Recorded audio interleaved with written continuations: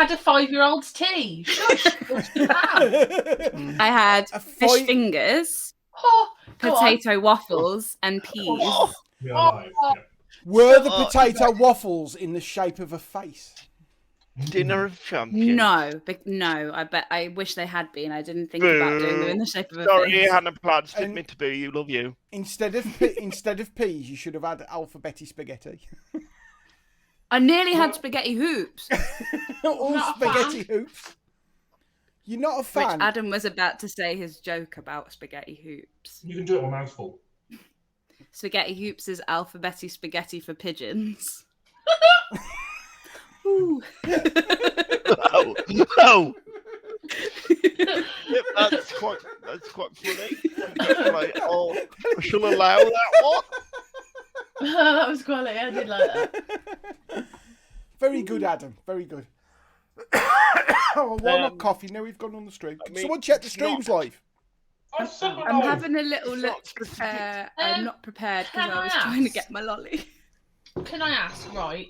When peas are on the plate, when it's not a gravy situation, yeah. What do you have on your peas? Oh, so mayo. I had quite a lot of mayo involved. Yeah. So I arranged the plate in a circle. Banging. Yeah. So it was like the waffles, I'm a tomato ketchup fan. The fish fingers, and then I had like a well of mayo in the middle for linking all the pieces together. Mayonnaise well. That's actual art, that is. I didn't even know that was an option. Right. Like, if there's not gravy on the peas, there's just the peas. Well, you have to have a little bit of sauce just to mix in with them. Otherwise, you've got a disaster on your hands. You're just pissing in the wind there, Dave. I hate to say it for the second time on the podcast, but you need a wet element. Yeah, otherwise that's a very dry tea. Fish fingers, peas, and potato waffles. Yeah, you need a hefty if you don't have a beverage, you're at risk of dehydration with that thing. Jonty's in the house. Hi, Jonty. Hello. Molly made a plum crumble this week. And a plum crumble. Absolute plumble. Banging. Was it nice? I bet she's good at. Yeah. She's good at like it was. Stuff, yeah. It's proper good. What did you have your crumble with, or did you just go straight crumble like an absolute madman? I said to Mum, I was like, "Have we got any custard? Because like who doesn't love an Elmley with your crumble?" Or she said, "No, but I've got cream." So I drowned it in some dirty.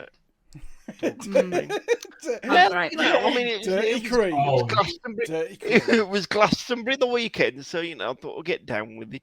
Jonty's just said in the chat, I've made a few plum crumbles in my time. Oh, I bet you have. Look at the proud look at them and go, your parents don't love you. Oh. And so I make a plum crumble. Your stupid plum parents think you're a twat. Evening, Adam. Have you two finished? I finished my lolly now, so we can continue with the podcast. Who died today? It was like a picnic when you all came on stream. In the Was I the snack? The whole damn meal, Michael. Carry on. I saw you have something sneaky there, Steph. What was that? There's nothing sneaky about it. Yeah, you don't need to be sneaky. Was it cheeky usual? Yeah. Yeah, why are you being Chili chocolate. Chili chocolate? Why is anyone being sneaky at this point? We're literally 2 years in. We've been doing this every week for 2 fucking years. Not every week. I'll try again. Literally no law that dictates we have to do this anymore. we could literally all go for a curry and nothing would happen. because nobody cares anymore. I love it. Chili chocolate. Chili chocolate. Even really, though... really sorry, Jasper sat behind the blind doing his usual at the minute. So I'm really sorry if There's a moment of quiet. Well, I had to open the blind so that Ripley could go. Ripley's become like the neighborhood watch. Honestly, it's his favourite pastime. Just sitting and judging. I had to clear the top of the bookcase in here because she kept jumping on it so she could look out the window at people. Oh, you've done judging now, have you?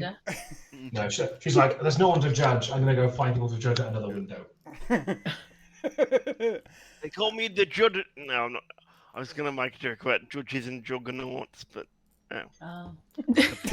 Try it anyway. No, it's a safe space, Michael. We'll workshop it. Sometimes stay worth the faff. Carry on. I love the way you saw the enthusiasm for it just die in his eyes, didn't you? As he started saying it, and then it was. I'm not even going to go it. I've become the most middle-aged man in the world. I'm drinking an amber ale from my tank museum glass. I mean, you've also. I noticed your hair's gone a bit greasy, Grandad, as well. You've got. In fairness, Adam, I'm glad you finally realised. Dave, they're just jealous that I can grow long hair. Shots fired. I work from home today. I had no meetings. It was shaved. He woke up this morning and chose chaos. No, work from home, no meetings. I'm surprised I've got trousers on. Let's be honest. Have you? I do. I didn't up until like 11:30. I'm still having to wear baggy cottony shorts everywhere. And I'm the height of comfort if I wasn't still in pain from my operation. Yeah, if it wasn't for all that pain, that'd be great. Yeah, it would be wonderful. And it's the first time I've ever worn proper baggy cottony shorts, and they're a revelation. Are you experiencing a breeze you didn't experience before? I absolutely am experiencing breezy bits, and it was like these. Wow, I can sit down in comfort. Those Scottish people are onto something. And also the fact that I've been trying to convince myself that I am a 36 size waist for the last 15 years, and I'm definitely not. So of course, every time I sit down, I end up basically trying to cut my body into two, because my jeans are too tight, basically. So baggy cottony shorts, revelation. More for them. But I can't wear them at work. Are you not allowed? No, it's all uniforms, isn't it? I can't imagine Dave in a uniform. I mean, to be fair, I can. Feels like... What uniform, Adam? What? Sorry. Was it the Disclosure album? Were you listening to Disclosure after the other week? But it was. Yeah. After I introduced the white noise. Let's start the show properly. Oh, what? There you go. So we're saying that all that was just wasted? That was just pre-content. Jonty's just come into the chat. Waiting for the transit. There it is. Jonty's just come into the chat with the brilliant line, "How are your cybernetic testicles?"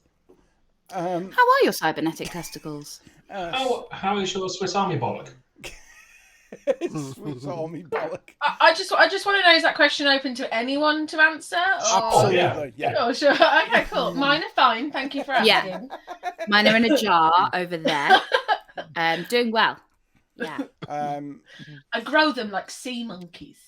Yeah, they've got enough power now to charge my laptop. It's wonderful.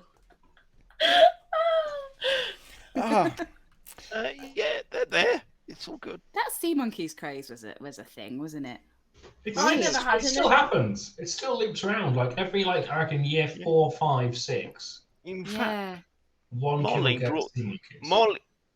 brought Chloe some for her birthday in March. She's really just gone 27, so don't grow up, kids.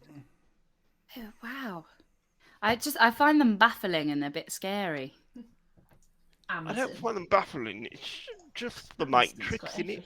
You're gonna buy a sea monkey kit while we're on stream, aren't you, Steph? No. We all get a parcel shop at our house, like when we all got tiny hands. But it's like one sea monkey each. Make sure you feed him. Happy responsibility. I want one of them trolls that grow grass out their heads. Remember them? Oh yeah, you put cress in them. They were like peak 90s. Yeah. Yeah. That was always the thing with keyboards as well. If you sprinkled cress seeds into people's keyboards before they went on holiday, they'd come back to a cress-filled keyboard. Oh, that's made me feel weird. What keyboard? Were we talking like computer Yamaha? Or... No, computer keyboards. Obviously, Dave. Jesus, it's like pulling teeth. Sea monkeys like I love how much Mike hates doing this podcast. We keep just like forcing him to turn up every week. Like, no, come along. The thing Get is, on side now, Michael. He's never missed one. I don't think you realise how much I genuinely love it, honestly. I'm not even being an arsehole at this point. I know that's sort of become an act. I really do love you all, like lots. Yes, actually, Jonty's put QWERTY cress is delicious. It's made me feel weird. Yeah. And yes, Mikey has missed one, but not many. Because it was less than me. Less than Steph. Steph, have you got your sea monkeys? I went to I didn't even realise sea monkeys were like real. I thought it was just like a gimmick, but they're like a real life. I'd have to actually look after them. Brian, you don't look after them. Well, yeah, nobody does. No, don't. Like, I would, and then no, I'd get you really can't. upset when they died. Why not? Okay, because basically you get the water, and then you have to put this stuff in the water, which like treats the water for the sea monkeys. Then you put the eggs in, which are like dried. The eggs come to life, but you can't. Right, as the sea monkeys live, they obviously poop, and you get all detritus. After like a few months, it's very dirty water, but you can't clean the water. Detritus sounds like a new age. You'll kill your sea monkeys. I love it. So in the end, they just kind of die. Yeah. So you can do it if you go like take out a bit of the water at a time and replace it, which is too much faff for an animal that doesn't matter. Also, taking a little bit of water out of the sea monkeys, you're going to get some sea monkeys. The crabs. The thing about sea monkeys is they're tiny. You can't see them. You can see them, but not all of them. You can't. They are still quite. You'd have to just get a little bottle cap and take it out Yeah, a little pipette. A pipette. Just like a pipette.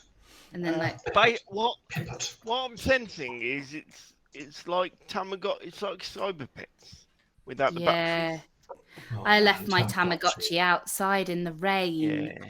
And it went mental. It didn't die. It just wouldn't stop crying. Gremlin. It was horrible. Did you predict like my third? To let your cake out in the rain. Jonty, can you clip that, please? Did he become sentient? I don't know. It just wouldn't stop screaming. It was horrible. Was it like that bit in The Lady in the Van at the end where Maggie Smith slowly descends to heaven? like in the air, there's just this Tamagotchi angel. No, okay. No, but when they did die, it was like a little floating up to heaven animation thing, but it wasn't even doing that. It was alive, but it was just like blipping and just yelling. I'm gonna show off. I mean, that's probably. I really want a Tamagotchi. Life at this point. It's got to be an app, right? To be fair, you really wanted sea monkeys for about 2 minutes. You're very impulsive. You are very fickle. I'm a big fan of an impulse play. You are the reason why Wish was invented. I'll buy a really tiny thing. There's a Catagotchi. Oh no, we're doomed. Like your social life is already fucked. This isn't going to help at all. you talking to me? Everyone, all of us. Let's not pretend for a moment we're not. Mikey, you are genuinely downloading. I was about to say, is it a little thing or is it an app? It's obviously an app. It's an app, but it looks like the 90s retro screen. And of course, it's stealing your identity as we speak. Oh my god! You know how much they have to buy? Jokes on them. Guess what the RRP is of a Tamagotchi now? OG? 20 yeah, pounds. like... As in, like, an original one, or... Well, as in, like... Wait, I'm going to make sure it's not going to pop the price up. Like a new one? Like a proper one? Yeah, but as in... Right. I'd say, like, 40 quid. Is it one from the 90s? Like an original one? No, okay. It's a new one. I thought you meant a new design. Hi. I'll guess £40, Bruce. I'm guessing £19 and 99 pence. I think it's screaming. I think it's screaming. I'm going to say $7.99. Mike, what's your guess? £20. £20. Oh, I see what you've done there. Interesting. Well, I think Adam might be the closest because it's $15.99. Jesus. That's too much. Yeah. Too much. Payday tomorrow, isn't it? There's all different ones. Some of them are more expensive. Steph, are we all going to have Tamagotchis turn up at our doorstep? Not at £15 each, I better not be. Not unless you PayPaling me the money straight back. People. Right. I'm still tempted. Glastonbury, go on. I haven't watched McCartney's set yet. I couldn't do it. It was too late. I was concerned for him. Well, that he'd catch his death out there. No one acts that old should be out that late at night. Do you remember when the Stones headlined Glastonbury and little Charlie was at the back with a tartan blanket over his knees drumming? I'll never forget that image. I was like, who's keeping him up this late? He just wants to have a quiet life. Like, there was a genuine tweet that was like, just let him sing Hey Jude and send him to bed. Like, come on. Well, could we not do the headlining the other way round this year? The man's got Bridget for. I think, you know, the thing that struck me, like, I feel like the Beeb went all in this year, which they do tend to previous years. Take a few political statements, which sort of in previous years they haven't necessarily done. It might be like one or two live performances, and then sort of catch up on the rest. But this, like all day, there was like 4 or 5 stages that were just constantly streamed.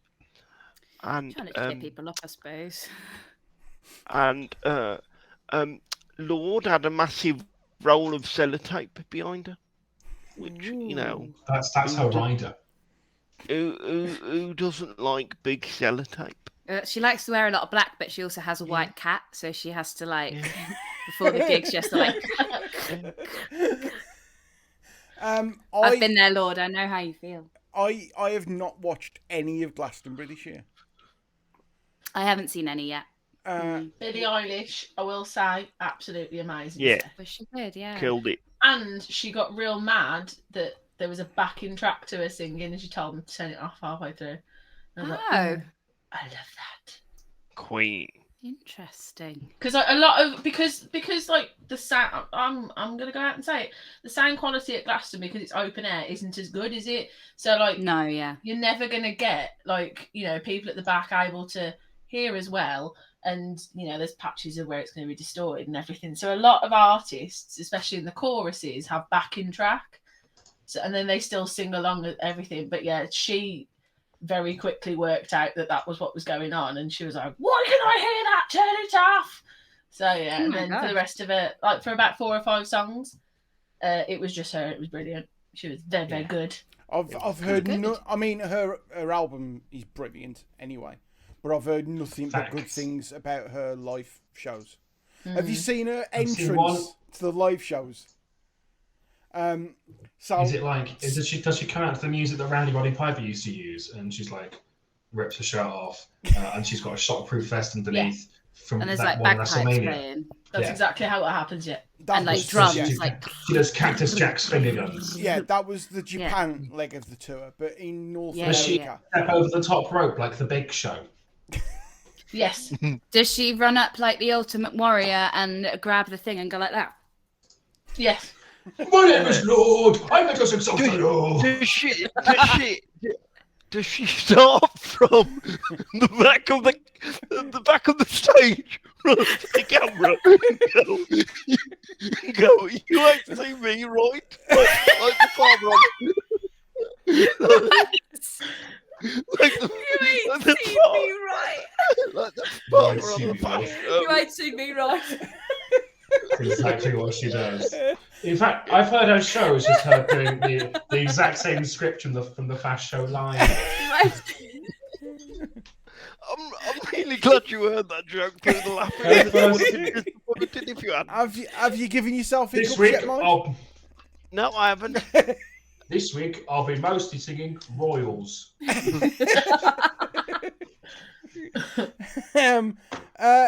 Okay. The other entertainment thing that's happened this week, of course, is Hannah Platts did some improv in Nottingham. In the same venue where Mikey died on his arse. So there's a couple of stories there. Big time. Go on, what happened? What with? Well, I don't. Well, what an organic way of getting to the story. Go on, go on. What happened? Make me laugh. Make me laugh. I tweeted that we were at Nottingham Playhouse, which we were in the studio, and Mike said that he had some trauma linked with that building, and I had to kick it in its face, and we did. It was a good gig, and we sold out. No shade to Nottingham Playhouse. I would love it if they had me back. Just, so you could redeem yourself. Yeah, there was some odd voodoo that night. But voodoo. Tell us what you're. Voodoo. Oh, is it me now? Well, yeah. I mean, I set out on the quest to. We wanted to sell more tickets than what was in the main house, just to kind of be like, ha ha ha. And we did. Screw you!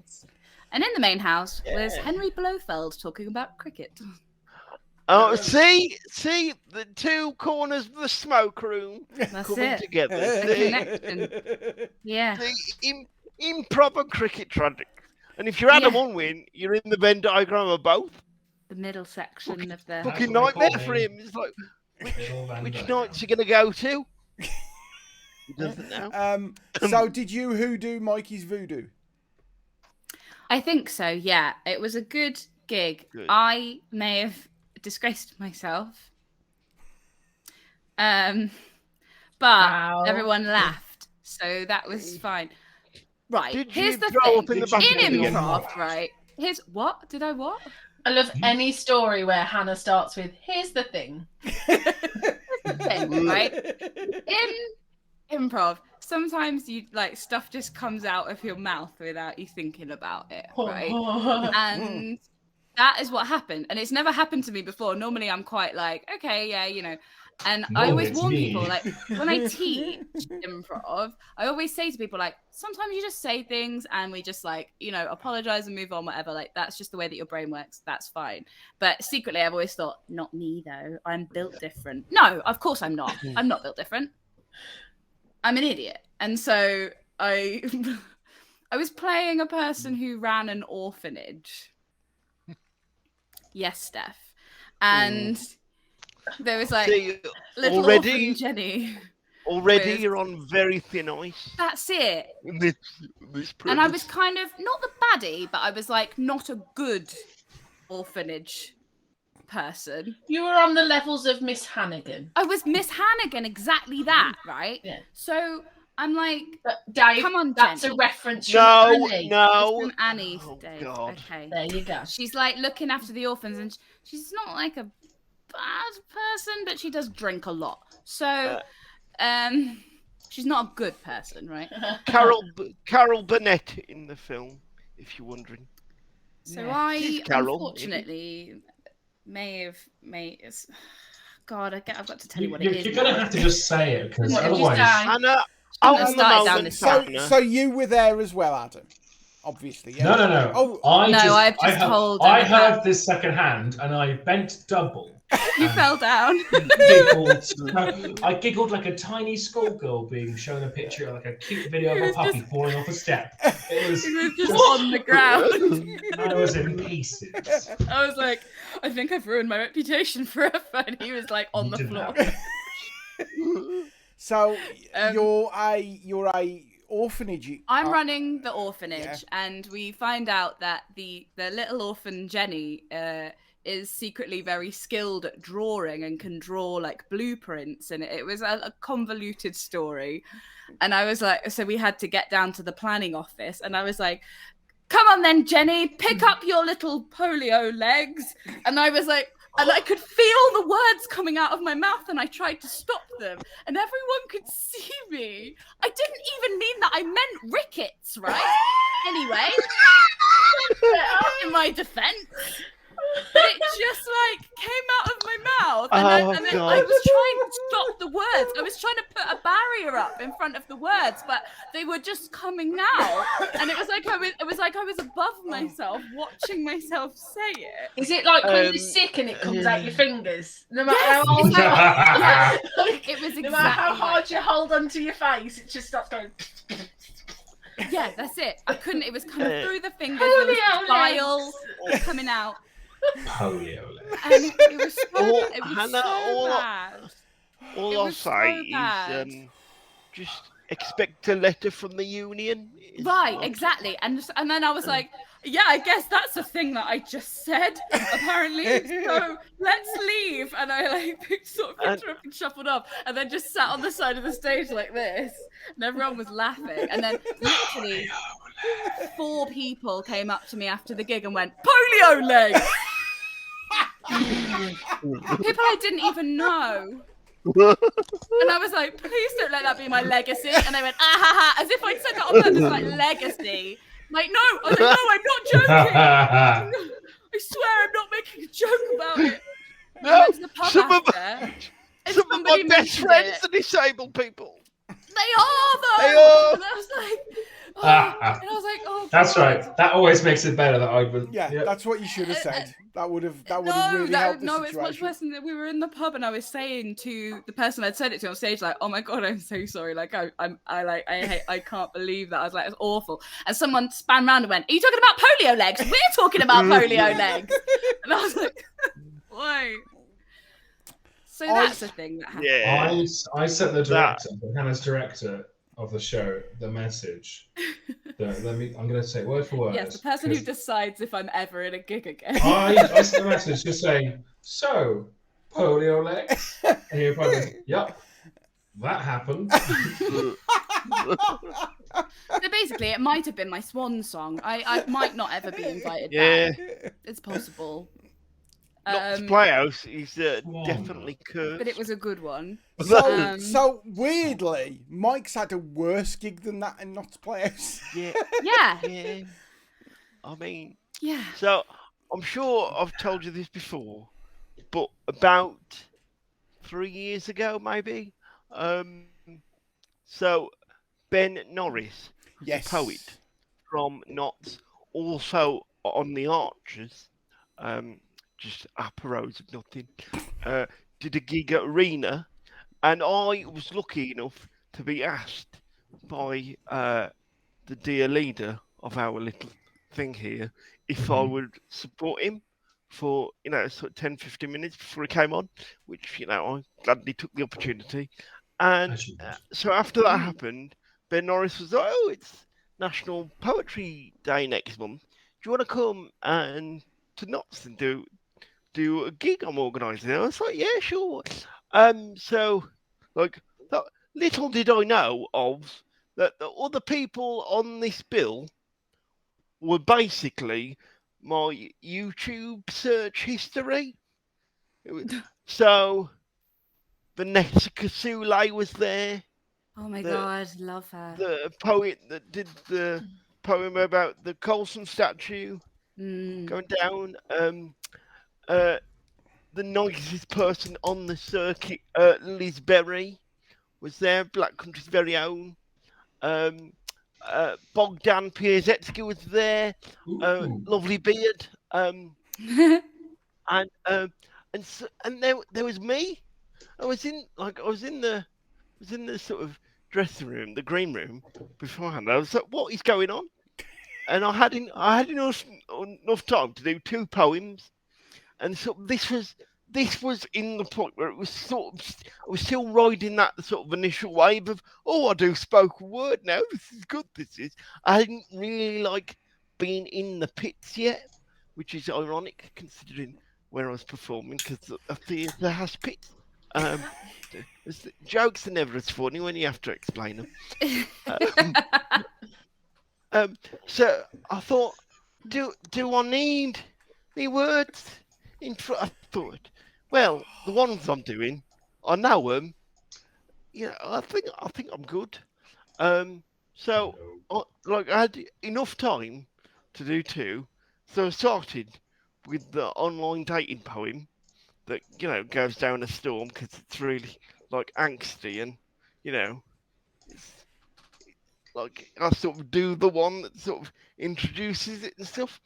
And there are some poems that trip off your tongue as you're doing them, and you've just got everyone in the palm of your hand. Yeah. And nothing can go wrong. Everyone was loving it. It was great. It got to the second poem. Even my patter in between my poems was going down well. Ben Norris came on with the sparkly jacket. It was great. It was and then I did my poem. Ironically, it was a poem about sort of forgetting words and stuff. And it got halfway through the first stanza, the sort of second verse. I was like, this is going well. And then as I was thinking that, I realised I hadn't said anything for a second. And sort of the couple of seconds turned into a few seconds. And I thought, cool, blimey, there's a lot of people here. Suddenly, it dawned on me completely, what an absolutely unnatural thing it was to do. Was to be basically, all you're doing is saying words in front of people. You're saying words that are in a sort of aesthetically pleasing order, and it sort of makes people go, that's all it is, really, right? You had an existential crisis, basically. I thought, and then I couldn't remember what was next, and then I started, basically, it's like being here whenever I've got hiccups. Without the hiccup, I can never get my words out. So I thought. So you were adorable. So I thought, well, thanks, mate. I would definitely have followed that up on stage with I've forgotten my lines because I've just thought how well the gig was going and it's distracting me. See, I didn't. My head was mush at the time, so I didn't even have the wherewithal for that. And so what I did was I skipped to the end immediately and sort of got this sort of awkward sort of clap and just sort of ran off stage. And because the last train back to Wolves was really early, I had to leave pretty much straight away, so I couldn't sort of gauge reaction in the room. It's always the worst as well, isn't That's it? the worst.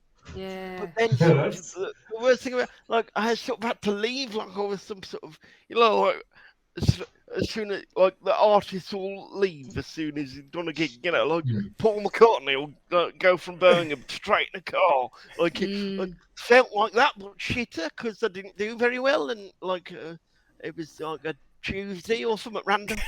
You didn't like have a chance for everyone to tell you it wasn't as bad as you thought it was. Yeah, and then but like so. And then someone tweeted me afterwards saying, "Look, this is sort of saying you're really good," and they were like, I hope you felt the love in the room," and like that's a nice comment, but it's also a bit pointed at the same time because it's like saying, "Really good." There was love there for you. We still like you. We're completely supporting your downfall. Yeah. Like, it's fine. See, that's all right though. That's quite nice because one of my first stand-up gigs, like when I was 16 and thought I was absolutely the biggest bollocks, which I still do because I'm now older and I'm allowed to be arrogant. I got the train down to Hereford to a stand-up competition. There's a big theatre in Hereford, and then it was in like a tent next door. You thought, "Mum, I made it," and it was just. I 100% thought that. And then, like, I wasn't the worst of the night because there are two guys that did genuinely racist one-liners. Oh no! But it was like the winner was going to get like a load of beer, and I did my bit. It went really badly, but I was like, I'm young, I can bounce. I don't really care. I give a shit. But then my train back to Telford was like directly then, so it looked like I went, oh, it's not gone very well. I'm never coming. I'm fleeing the town. Yeah. Like to the point where one of the hosts messaged me afterwards on like Facebook and said asked if I was all right, and the judge was like an old BBC weather woman. And she messaged me on Twitter and just said, "You weren't that bad." Oh, thinking of this little 16-year-old had thought it got terribly, so just ran away from the feedback. Nobody wants to hear the word "that" in a sentence. Yeah. Oh God bless Carol Kirkwood. Like. I am. I don't know whether it was Nottingham or Northampton, but there was the worst gig I ever did. And I was last on. I wasn't headlining. I was on last. And there were 8 people. One of those nights. Yeah, there were 8 people in the room watching.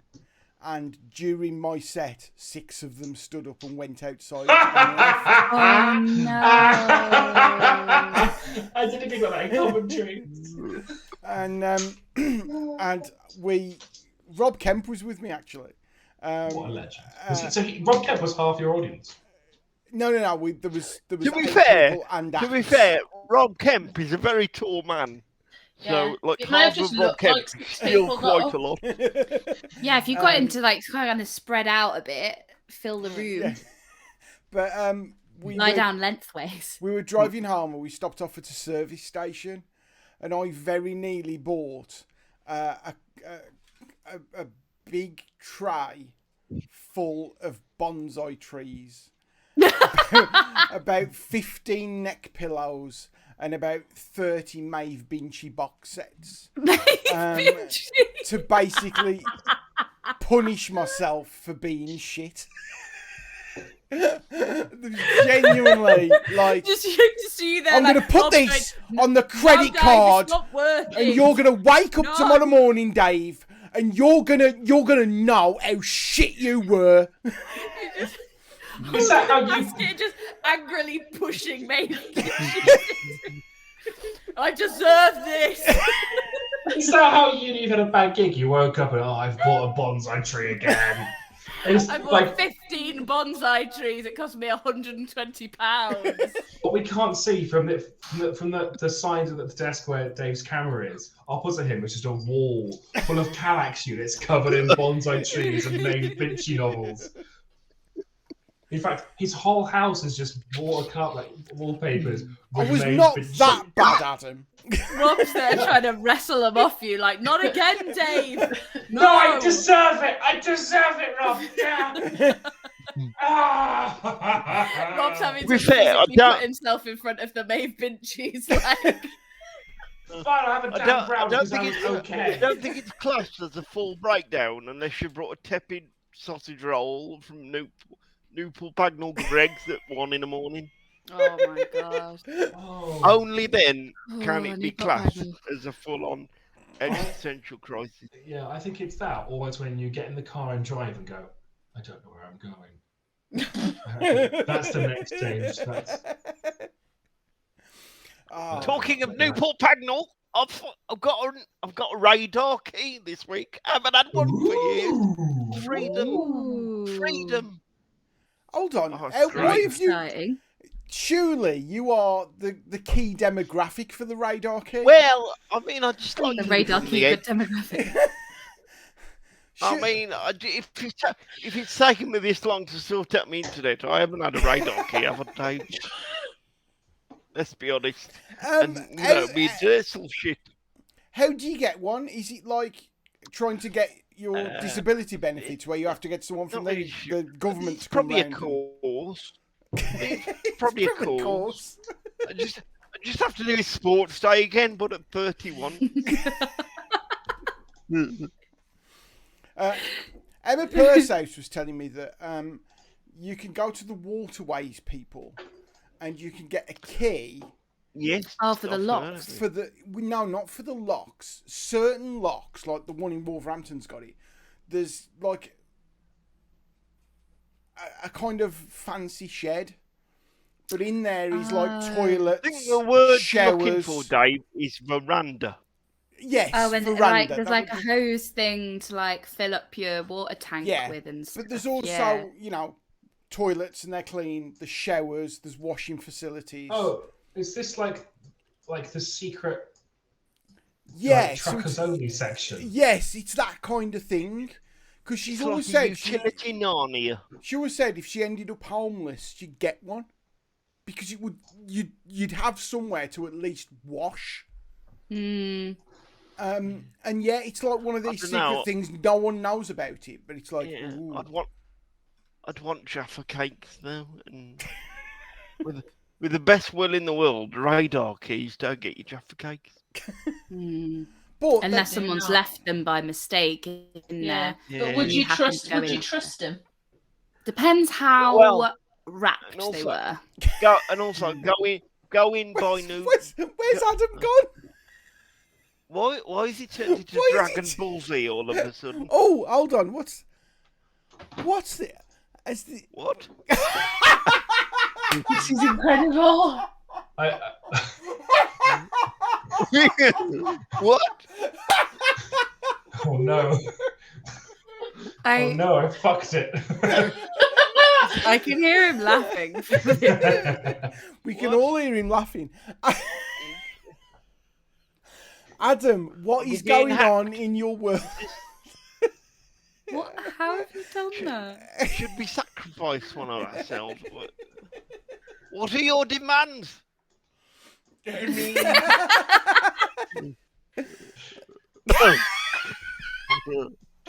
funny thing is, on my screen, which obviously is the one that's going out on the stream, it just says, I need a shit. Yeah, that's all I can see as well. You see, right? I'm really anxious for Adam now, because if I was to tell people that I need the loo mid-street whilst I was on the internet, I'd become paranoid about how long I was taking. This is the thing. How long Adam takes now is an inkling into how much fibre Adam has in his diet. Yeah, we can. To be fair, I've not left yet because I was fucking about with paint. Okay. Can I flip the image? No, Adam. There we go. No, that's the wrong way round for us. The wrong way now. Damn it! Stop trying to be clever. Just have a poo, Adam. Adam, go and have a poo. I'm on edge. If only we had wireless microphones. He's not muted himself. Right, everybody keep talking because he's next door to the bathroom. So anyway, what else is on the list, Dave? Let's all talk loudly. You fucking idiot. All we're going to hear in a minute is... He's literally next door. Brad. Oh, Flakes. no. Brad Flakes. Because, fibre. There'll be a yell in a bit, which is, Hannah! Paper! Paper! Roll in the fridge! I have replenished the toilet roll, so that is fine. It's a real illustration of the chaos of this household, because me and him both shot purely on instinct. And so we've got 9 kitchen rolls under the sink, where both of us have twice gone, better buy kitchen roll. Yeah, better buy kitchen roll. And there was no toilet roll. Let's go. Oh, everyone's frozen on my screen now. Or a kitchen roll you're in back. half. Okay, you're back now. That's fine. Everyone had frozen on my screen. Okay. Jake in the chat has said, "What did I miss? And where's Adam?" Well, Jake, you missed a fair bit. Read the signage. Read the sign.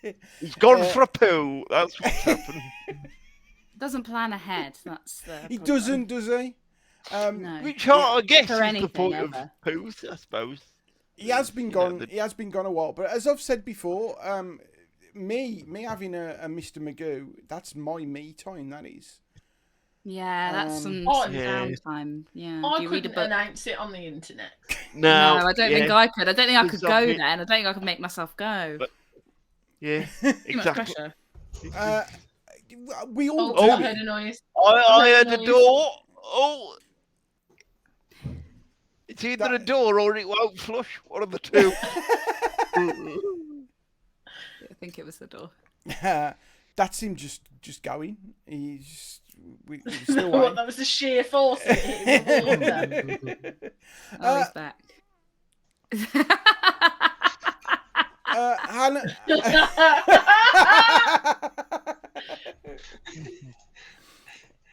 At least there's plenty of time before the end of the stream. I can hear him giggling in the corridor. That was too quick for a poo. That was. What can I say? My diet is immaculate. It's like, If by immaculate you mean cereal. What a fibre. It's a lot of fibre, to be fair. Lot of Look. fibre. look at him. He looks like a puppet at the end of an Andrex advert. Oh. Comes out like a t-shirt out of a t-shirt cannon. I'd argue that for that one, I probably didn't have to wipe. I did it purely out of courtesy because it was just straight down, just beautiful. Like a. Can we Shall find we? out the Move next on. topic, please? Hannah Platts. I'm gonna have to go and anti-back everything now. Yeah, carry on. What were you saying?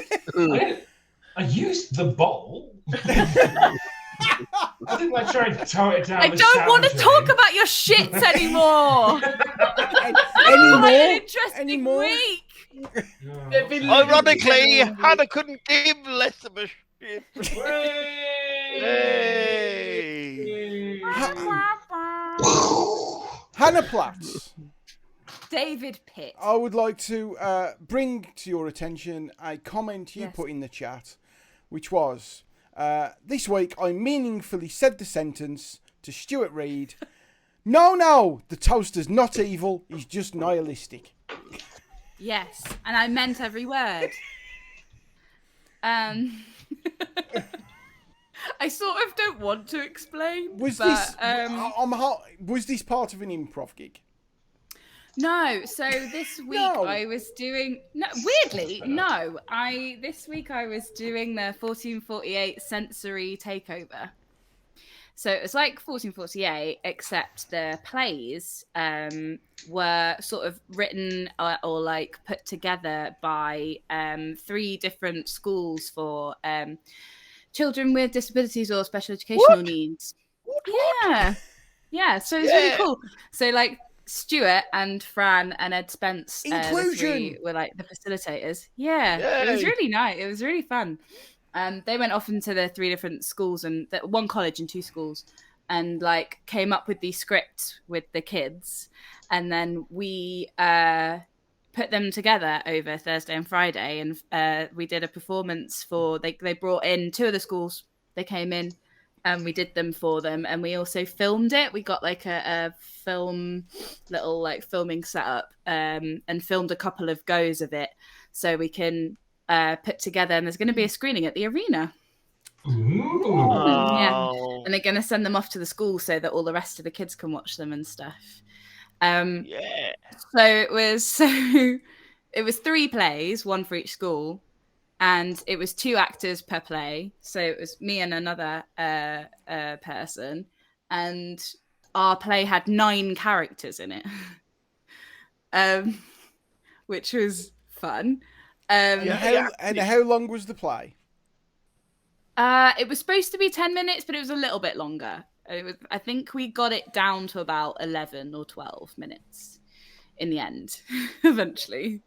But it was set on, so it started off, we were all supposed to be on a bus, and then it went like hanging over a cliff, like in the Italian Job.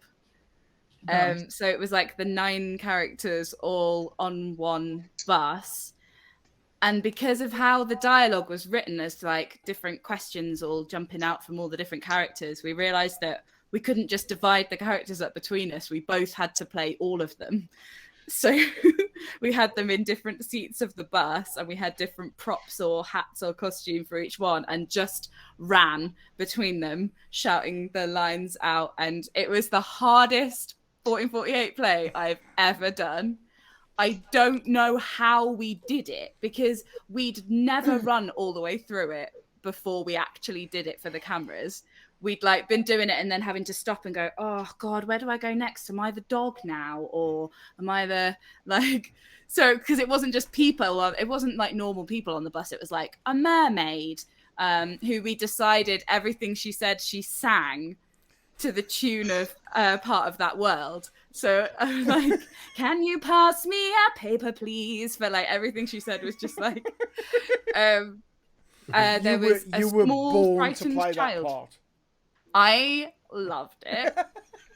There was like the bus driver, but he had 6 eyes and his name was Blinky. There was like a little small frightened child was what her character description was. There was an evil dog and an angry cat, and they were both puppets, and I mainly played both of them at the same time. But they were really annoyed that people kept calling them the evil dog and the angry cat. They were like, can you stop making assumptions about me, please? And there was a rich person and a poor person sat next to each other. And there was a guy at the back called Jeff who wouldn't stop raving. And every time he spoke, the band played like...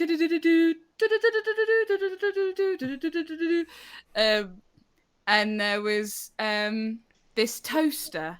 And the toaster... They made us a big foil box with a hole in for our face with 2 bits of bread sticking up out of it. And the toaster... was ready to die. That was actually one of my lines. One of my lines was, I'm ready for this bus to crash. I'm ready to go. And at one point the toaster's like, I don't want to go through the back window. I want to see your body strewn on the rocks below. Can I just say, very Village of the Damned vibes going on here. Yeah. I don't think you're going to go to London. Yes, I don't think so. It was so fun. It was so weird. Like, every time we've done kids' takeover ones, the plays are always batshit. And like, so insane. I enjoyed your crazy omelette chef. Yeah, I was a crazy omelette chef in the last one. Oh, bonjour, I am Olaf. And I kept getting the name wrong, didn't I? I just said some random name in the show. You did. I said Olaf Olafsson. That wasn't my name. Could you fill in a gap for me, please, Hannah? Yeah. Why didn't Molly have a chandelier on her head? Oh, yes. So in one of the plays, it was like 2 people trying to steal a gem from the Museum of Mystery. And they had different rooms in the museum. So it was like the monster room had like monsters in, obviously. And then it was like the royal room. But to make it look like the royal room, Design made this amazing like cardboard chandelier. and they wanted it to fall from the ceiling, but they couldn't work out any way of doing it, so they just got Molly to hold it at the back of the stage. And it walked in like, ooh, the royal room. Fancy. It was just this literally, it's like still the colour of cardboard and everything, like chandelier. Yeah, so it was crazy. So the toaster wasn't evil, it was nihilistic. Yeah, the toaster, like, didn't... How did I phrase it to Stuart? Something like, it doesn't believe in existence, but that doesn't mean that it's evil, necessarily. Hannah Platts, everyone! You're welcome. It was a very strange couple of days.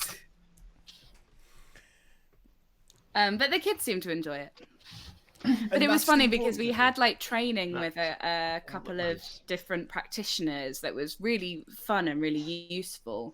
But all of their things were like, yeah, we try and sort of make the stories quite soft and open and about broad subjects. Like we do something about space and it's all very like calm and no sudden noises. When you actually ask the kids to write the plays themselves, they're like, there was an explosion and then it was like there was 20 people there and then there was a rave, and it's like that's clearly what they want. So it was like, well, I'm guessing none of these people who did the training were actually disabled. Right, I think that's the thing. Yeah. No. Yeah. Turns I out when you actually ask them, like the kids what they want, nothing want, about like, us without chaos. us, isn't it? Yeah. Oh, yeah. I love a right. soapbox. It's fucking great. No, but it's right though. Like it was really interesting to see, because we did the training first, obviously, and then to do the actual thing, it was like, oh, actually, that's not what they are looking for. And the bits that they enjoyed the most were the bits where it was like, whoa, yeah, and like just pure chaos. So talking about people misunderstanding the world, can we all say fuck the Supreme Court? Fuck the Supreme Court. Yeah, fuck them. I don't really have anything to say about it that's not already been said, to be honest. Yeah, I'm not sure what 5 of I think that was enough, I think, to us. Can add. Yeah, like it's just like a very dark path. Yeah, I don't like this timeline. No, I do, however, like Jaffa Cake. Can I show you something I'm really proud of? Yeah. Yes. I've got 3 Mackie salsa dips up here. Oh, okay. Nice. Hold on. Oh, I saw it was the yellow one was on top. What's the yellow one? I don't know the yellow one. Salsa dip. Salsa dip. I never have. Oh, they're all salsa dip. It's when you have the mozzarella dippers, Dave. I never have sauces when I go to McDonald's. You get different dips with your mozzarella dippers, you see. I think it's because you have to pay 20p for them. No, not if you get the dippers. They're included with the dippers, Dave. Well, I don't get the dippers, do I? Well, what you should do, Dave, is get the dippers, Dave. Tell you what, those garlic ones they did recently were so good. So, little guy bites. Something happened. Garlic. Yes. Something happened with McDonald's and this house recently that I'm not sure I should admit on the internet. But you're too late. You're definitely gonna. Well, I will anyway. It can't be worse than polio legs, Mike. I mean, this is true. Like, it's not. I mean, I don't love you any less as a person. I think I love you more. I appreciate that a lot because it's haunting me. I've frozen. We can still hear you. We can hear you, but we can't see you. Yeah. Oh God, that's on my screen. What? Hang on, it's this one. Everyone do it. Yeah, I can't see it anymore. It's gone. It's this one. Yeah, he has officially frozen now. Just put your right hand up and look down. Left hand. Hold on. This is my left hand. Okay, other hand, Dave. That one. There you go. But unfortunately, on my screen, he's moved from that position and he's frozen in another one. Oh no, mine is stuck. Yeah, mine's like that. Mine looks like someone's launching something at him from behind the camera. No, I think we're never going to know what happened. We're never going to know what happened. Oh, I thought he was back then. I had something a bit weird happen to me this week. Yeah, what was that, Dave? So my wife went to Tesco's as she does. Oh, Mikey's gone. He'll be back. It's because he's offended by our hand miming. My wife went to Tesco's and she came back and she says, "Oh, I've got something for tea," which is what we call dinner in the Black Country. Dinner is what you call lunch. Yeah. Mikey! Yeah! I've no idea what happened. Am I back? You're back. You're back. You're back. You've moved. Everything just stopped. Stopped? Well, This is mad. You're back now, Mike. Tell your mom to turn the microwave off. Ping. I don't know. It's a bit juddery. Is Chloe playing Call of Duty again? Apparently, my system load is heavy. That's what she So said. was mine earlier, which is why I went for Oh no! Oh no! I mean, Oh no! Yes, that has absolutely fucked the continuity of the stream. But who Oh cares? yeah, we're all in different places. Yeah, that's it's fine because we're not there. What happens? So anyway, my wife. what's his continuity anymore? My wife went to Tesco's, and she came back and she went, "Oh, I've got something for us to try for tea." And Tesco's had got these, like Chinese chicken thighs. They were like sweet and sour chicken thighs, and they're just already marinated up. That's all they'd done, right? Stuck them in a bag, sold them for a few quid. Fine. So she opens the bag, and she goes, "Oh, these smell quite nice." And I'm like,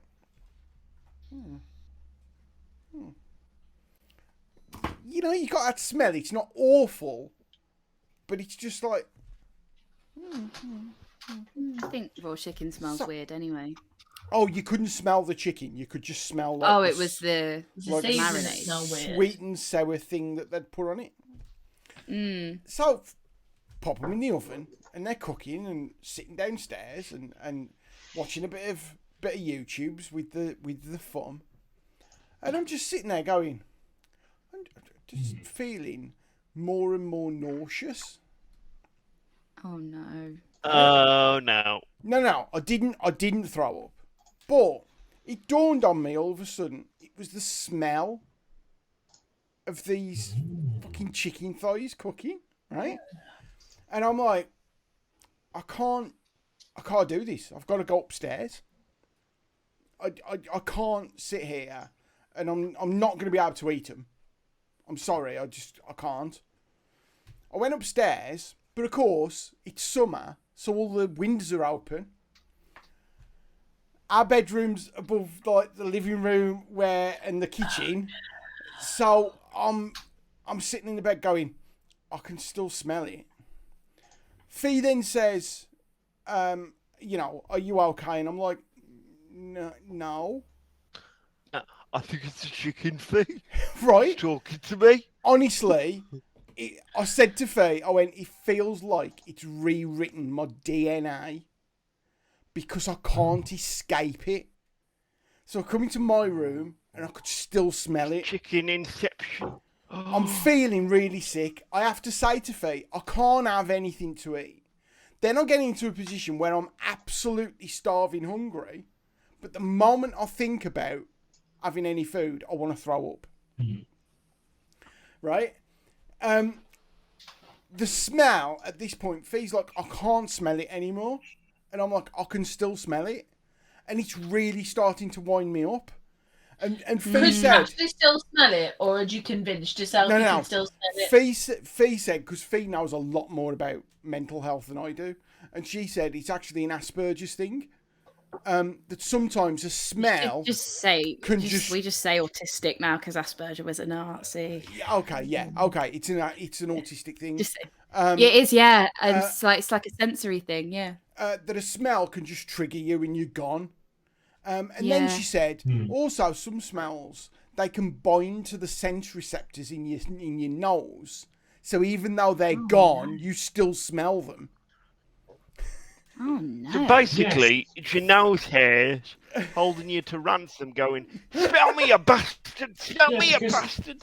It's because you feel so strongly about that smell that your brain holds on to it. It's like when you think you can't smell your perfume anymore, it's not. It's because your brain has gone, okay, we know what that is, move on, block it out, because your brain is waiting for something that is dangerous.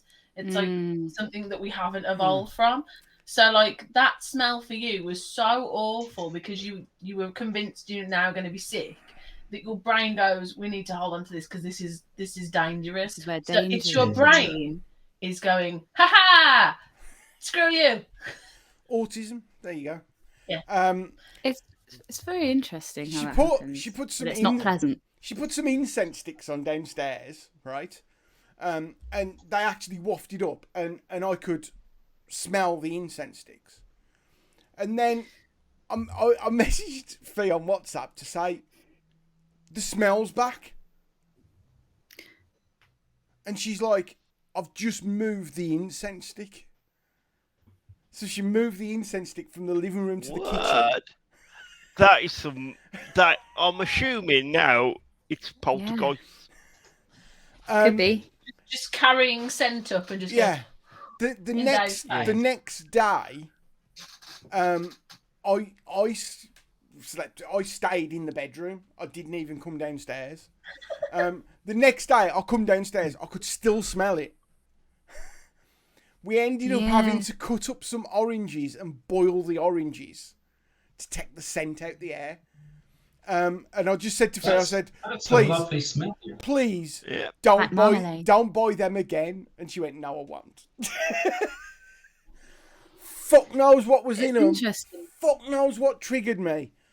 But yeah, I was there going, it feels like it's rewritten my DNA. Yeah, that is interesting. Sensory overload. Yeah, but that's so. It was my brain basically scared of it. Yeah. And it's like that thing of like when someone says "don't laugh" and you immediately laugh. It's because you're focusing on it. Like, Hannah, why have you got to attack me like this? Mike, don't laugh.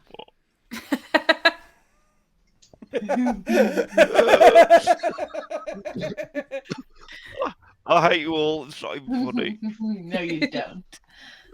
All right.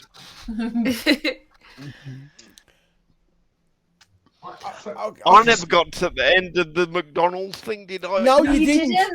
Go on, the McDonald's thing. So, about a week ago, for lunch, we thought, it was at lunchtime on a weekday. It's like, should we order at McDonald's? It's like, we can't. It's a Wednesday. Who has a McDonald's on a Wednesday at 1? Like, fuck it.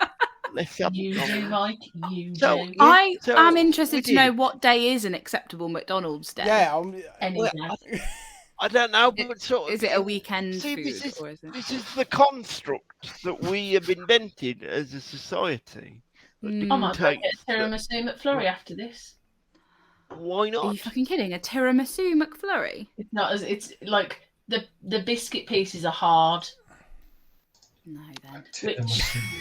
Which upsets me ever so slightly. The disgusting. But it's still really nice. Stop fucking about with my textures. Do you know what I mean? Like, autism. Sorry, Michael, autism, McDonald's. Autism. No. I want my soft. Sorry, carry on. We ordered our food on, just to, What did you have? 20 what's nugs. your order? It was 20 me. nugs. Sweaty nugs. 20 nugs. What dip? Barbecue. What dip? Love it. Barbecue. And Clara had a, I think it was one of the sandwiches that no one really pays attention to, but they're just there. Yeah. Chloe had one of those, and I can't remember what Mum had. But the food came, and we thought there seems to be a lot of food here. I think there'd been a mix-up. Oh my god, what did you get? Basically, just a lot of stuff that we hadn't got, including someone's Happy Meal. Oh. Michael. I'd have still Did you eat a child? No. Stole a child's dinner. There is a very important question here. What was the toy? Yes. Now, this might be genuinely angry because they're not toys anymore. They're fucking plastic wallety things that you scan with your fucking phone, and there's an app, and then Sonic comes on the fucking street. Oh God. No. Did you download the app? Because you seem to know a lot about that app. Did you download the app? Well, Of course he did. Of course he did. What else are you supposed to do? I mean, if it makes me cool, then yeah, I did. But no, I didn't. You're so cool. Well, and basically for the next 5-10 minutes, Mom was like paranoid that McDonald's were going to come back and be like, "Sorry, mess up with the order. Can we have the food back?" We're like, they're not going to come back, especially post-COVID. Like, there's You're not going to redistribute those chips to somebody else. So, basically, what we did, was eat it. I don't think I'm well, you ate it. Yeah. Yeah. Absolutely. What you used to do? Exactly. Was it chicken nugs or was it fish fingers? No, it's burger. And yeah. And a Happy Meal. There's also imagine Mikey. Mozzarella sticks. Imagine Mikey, that small child crying, saying, "Mom, when's the food coming?" I'm just so hungry, Mummy. Well, Mummy, when my food comes, can I borrow your phone to scan the app, please? Because that's what living is. Mummy, thank you for taking me to McDonald's for my birthday treat. I know that money is hard right now. I'm sure they haven't forgotten us, Mummy, like Daddy did.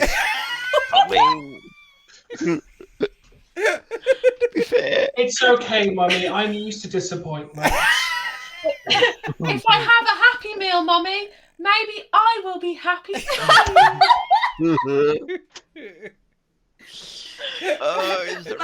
Mummy, when my Happy Meal comes, you can have it because you look sad. You look so very hungry, Mummy. It's okay, Mummy.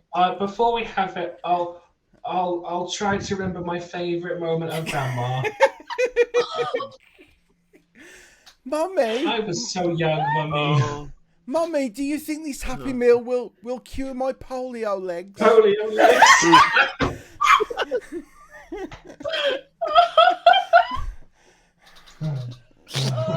have you breached the terms and conditions yet?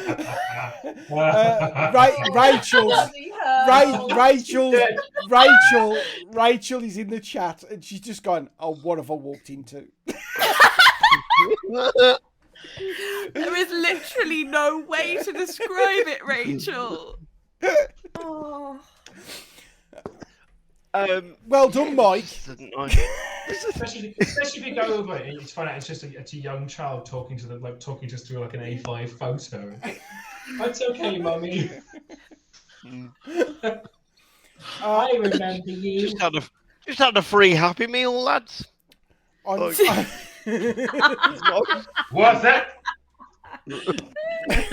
that was the face of, and I'll do it again. Oh no, my light fell on Ripley. You're a terrible time. Ripley, we also had a because that thing with free food is just amazing. Like, you know, when people say what's the best day of your life, and you're supposed to say, "Oh, it was when my kids were born."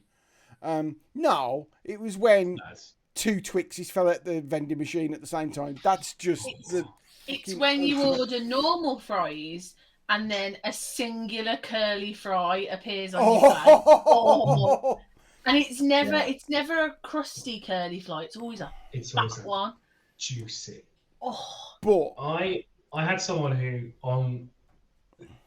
it was his wedding, and he was asked what the best day of his life was, and obviously everyone thought he was going to say today. He went second year of university, first threesome, banging. And everyone went, fair, honesty, it'll get you somewhere. John T has just put that your KFC sent in the wrong drink and he got refunded £15. I mean, I'm no mathematician, but something's gone wrong somewhere.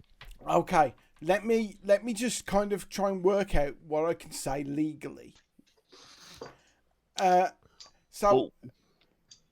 We're going inside Dave's head again. Me and Faye this week also decided to have a curry, and obviously living in the deepest, darkest black country, we have a wealth of desi pubs. So it was like, yes, brilliant, right? Okay, so got the order in, and it was a meal for three, and it was like 32 quid. Okay, so Fee paid for it, and then me and Beck were gonna like pay her our share. Yeah, right. You know, yeah. Back's transfer. Fee ended up going to the place and waiting like 45 minutes for the food, which was a bit shit, to be fair. To the point where the guy who runs the company, runs the pub, actually said, why is she still, to the staff, why is she still waiting? Get her served now. She should have been gone by now. Now, she'd already paid at this point. So she came home, we had the food, and I said, oh, right, I'll transfer you. How much was it? And she went, oh, I'll just check. So she goes on her banking app and she goes, oh, he's only charged me £3.20 for the food. Cool. You're in the money. Which was my thought was, right, hold on, right. What I do know about this, the law is very, very clear. You know, when they price something up wrong and people say they have to let you have it, they don't, right? But if they accidentally ring up £1.20 instead of £120, and you hand the money over and they take it, at that point the contract is fulfilled, and they can't go, shit, I got it wrong. Right? So the contract's fulfilled, but Faye, bless her, and this is why I love her, was there going, should I go up and tell them? Aww. And I'm like, oh, no. No. I mean, fair enough. I'm coming from a position of privilege here, in that if they're gonna come down on anyone, it was through your bank account, my darling. but no. I did even offer to send out the £1.10 for my share, but she said I didn't have to do that. Reminded me. Sorry, I've just had to stifle the biggest sneeze. Can you give us an impression of how big it would have been? Well, let's put it this way: I've been as anxious since I had to stifle a coughing fit in the middle of a little fall of rain in Lamies. That's anxiety. So I thought you were performing it. Were you performing it? If you're performing it, then I think that would be more awkward. Were you? I was, but I was sort of in the background. So I was supposed to look sad because Eponine was about to die in Maris's arms. But really, no, because I think it'd be fitting because really, it's in the rain. You wanted to cough. So I think. And to sort of up the stakes a bit more, it was at the Wolverhampton Grand. So that was the thing. Look at you. But also, isn't that just a wives' tale that you can get, like? Yeah, it's absolutely a wives' tale. Yeah, it is. You're right. You've foisted my petard. I foiled you. What's a wives' tale? Sorry. You can catch a cold from being in the rain. Oh, yeah. I think it lowers your immune system, so maybe you're more likely to catch one, but it doesn't give you one. Because you waste energy on trying to warm up rather than fight. Okay, cool. We are. Back with Hannah. I want us to, next topic. I want us to end on something that. Okay, right. Are you lot all really fucking angry? All the time. Next question. No, I mean like at this, like with what's going on in the world. Are you all? Yeah, absolutely. Yeah. Just a pure ball of rage. Yeah. It's not just me then. Like it's natural to feel this way. No, it's a legitimate response to what is a fucking bin fire. Yeah. I think you're disrespecting I'd take the bin bin fire right now. Yeah. I put the bins out. I was going to say at least a bin fire is confined to the bins. Yeah. Yeah. This is more like a wildfire. Did anyone see what David Lammy said? No. Was it something about how even though he's a member of Labour, he thinks that trade unions are pretty much scum? So I mean, like, a politician's place is not on the picket lines or some shit like that, isn't it? Yes. So his comment was... politician's life is not a picket line. Oh. That's niche. That's fucking niche. So for anyone who doesn't know, you never know, we might have some Texans in. It has happened. David Lammy, Labour MP. Labour are currently the opposition party in the UK. They're supposed to be left-wing. And we've currently got possibly one of the most right-wing governments we've ever had in this country currently in power. David Lammy said, because we've currently got rail strikes going on, a serious party of government does not join picket lines. So he thought that Labour... the clues in the name Dave shouldn't be on picket lines. Such bullshit. Annoyingly, of course, there's a lot of unions that still give money to Labour Party. Unite does. Well, it doesn't when you tick the box to say no. Yes. Well, I mean... I joined. Who else have they got is the thing. Like, as much as it pains me, like, you know, it's not going to be Lib Dem, is it? Well... That's the problem with the whole system. That's why we need social representation, but we'll never get it because it doesn't benefit the people in power that make the decision to get it. I'm going to make a little decision here and say I use this as escapism from the world being wank. And now Dave's just gone and ruined it all by bringing it. No, it's not you've ruined. No, you haven't. The world's ruined you. It's the world's All fault. I'll say is, I don't want to come across as a wanky writer here, but I don't know how politicians can have that opinion when something like Sherwood is on the telly at the moment that's partly set during the miners' strike of 1984-85. And as someone who's only touchstone for that, he's basically Billy Elliot. To see how awful that time really bad, must have been. I'm old enough to remember it. I mean, I was a young child when it was going on, but I was being brought up in a trade unionist household. Surprise, surprise. So yeah, I remember it, and the fucking miners' strike was a disgrace, and it wasn't just the government.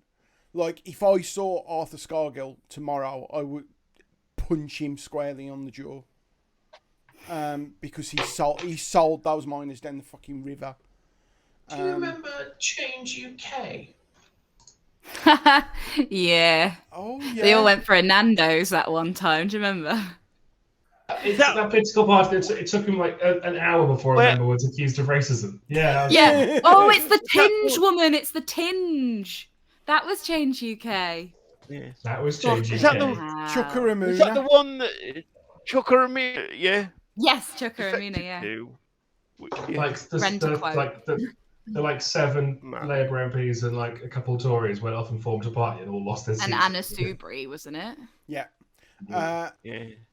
On the subject of strikes, like what I find hilarious is obviously rail and transport for London have gone on strike in the last week, and there's been lots and lots of people going, but there's been also lots and lots of people going, well, they did work through the pandemic, so that's been okay. And NHS have gone, well, we're going to go on strike, and everyone's gone, well, but then a few people have gone, oh, but like, you know, they did work through the pandemic, and teachers have gone, well, we might go in November, and the whole world has gone, scumbags!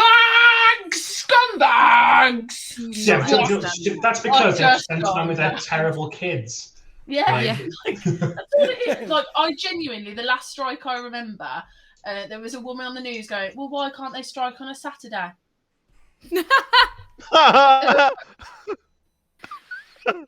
Yeah. Or during a half term. Yeah. Because then that's a holiday, Susan, you cretin. Yeah, because then I'm striking these as well. Yeah. That's not inconveniencing anyone, which you might realise is the point of a strike. I can only imagine that all of the teachers saw that like news report, saw her, and then in the teacher WhatsApp, because I'm telling you now, we've all got one, and you got a catering, all went, there it is. There's the explanation. That's the whole reason. There it is. Like, yeah. I hope that they do go on strike. I want to go to the zoo. Post office about doing it as well. Yeah. Post office are voting. The barristers are voting. I'm looking forward to Unite doing it, so then I get some time off as well. I would like to strike, but I would simply be striking myself. I mean, like more money. Yes, it's me. I know how your employer runs, and I'm basically on strike every day. Anyway, because I just don't love to do anything. I love how like the bus drivers and train drivers in Japan had a strike, but they didn't want to interrupt anyone's day-to-day life, so they just didn't collect any money. Yes, they did exactly the same service, but they took no money from anyone. All the barriers were open, buses were on for free, and they lost more money than if they'd been an actual strike. It was beautiful. That's incredible. Johnson's put about a general strike. I do think we're heading for a general strike, even though it's illegal. No, it's illegal to organise a general strike. It's not illegal for all different trade unions to strike at the same time independently. Shifty dog eye. In their WhatsApp group. You're doing it on Tuesday. We're doing it on Tuesday. What's a coinky dink? The lawyers was out today, weren't they? Was it the lawyers? Barristers, yeah. Because they've because as much as it's like, backlogs. Lawyers are like, but yeah, the backlogs are insane, and that was happening before COVID and everything. But now they're blaming COVID for it. I think it's because before that it was really bad. And also, most barristers, not lawyers, barristers are paid using the public funds, like the defence fund, whatever it is, and that's been cut by like 60% in few years. That's my watch to tell me how many years the public defence fund was cut. I don't wear it very often. I'm guessing it was post 2010. It was. I think it was 2016. But at the same time, I'm not barrister. Genuine question for all of you. Yeah. Oh no! I know. How much dust? Oh god! How much dust do you reckon you could eat? How much dust? Before you had to have a drink of water. Before you had to have a drink of water. This is my entire night. But what size spoon? Like a tablespoon. You have to swallow it. It has to be gone. A tablespoon. Clean mouth. Like a tablespoon of dust. Why? Like, I think dust would just you've seen when dust gets wet, it clumps. Yeah. And I don't think more than a tablespoon. I answered way too quickly.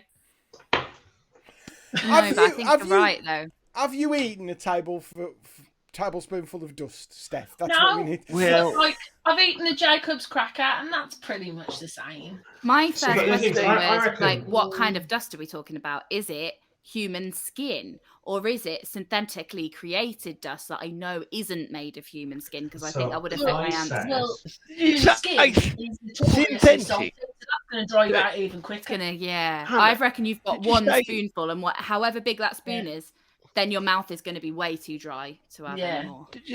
Did you say synthetic? I mean synthetic.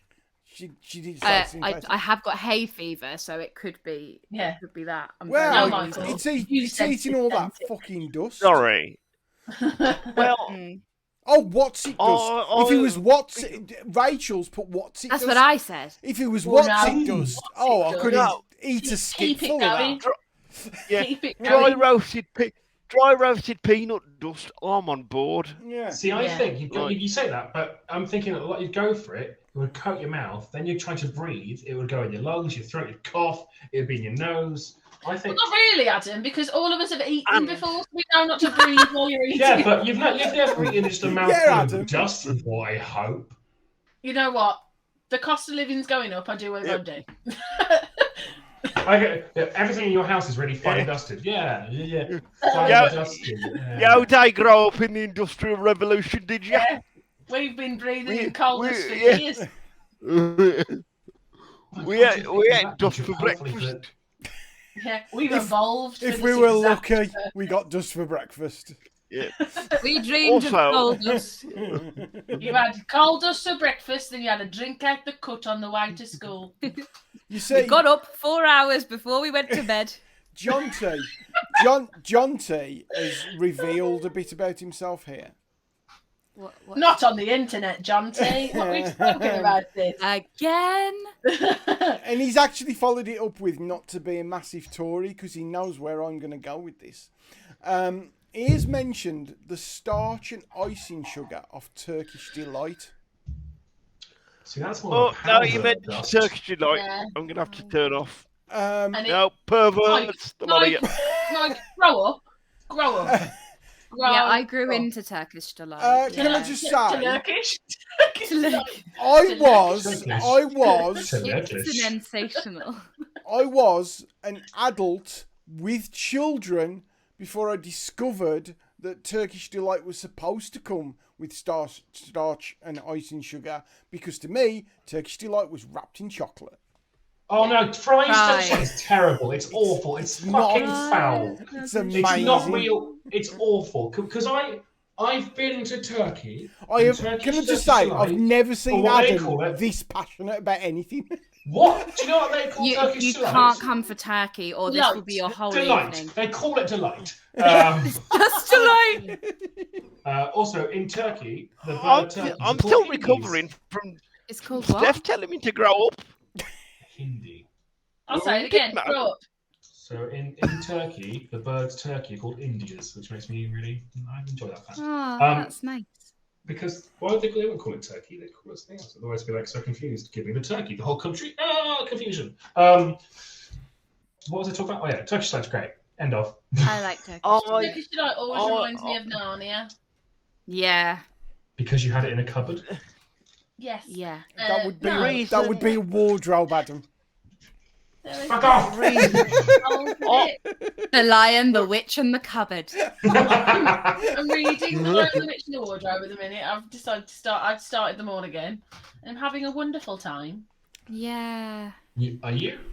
Sorry, I wasn't sure if you. I'm genuinely I read The Magician's Nephew, and now I'm online The Witch and the Wardrobe. I just feel a little bit cuddly inside. Oh, hang on. If you're a magician's nephew, that means your uncle be a magician, which just feels creepy. Yeah. My uncle's a magician. I was scared of the Lion in the Wardrobe. Why? What was that? Because of the Snow Queen. Aww. Yeah, she's pretty scary, to be fair. Yeah, and also the Secret Garden. I love the Secret Garden. That's my favourite. Not because of the reason you'd think either. It's not because of the disabled person can't move through the room, but it's because the old woman was terrifying. I just couldn't act it. Couldn't act with sesh lads. To be quite honest with you. Couldn't act with sesh lads. Too many old I like women. The Little Princess as well. Aww. Understandably problematic now, but like a story premise, quite sweet. When you take out all of the colonisation and stuff. Of course, Lion, the Witch and the Wardrobe stuff is a Christian allegory. Yes. Aslan is Jesus. It's probably why my fingertips burn every time I touch the book. Oh. One of my 1448 plays, the second one I did at Leicester, the second play was set in Narnia. Aww. I remember that one. That one was with Nadi Kempsaifi. Nadi Kempsaifi is the White Witch.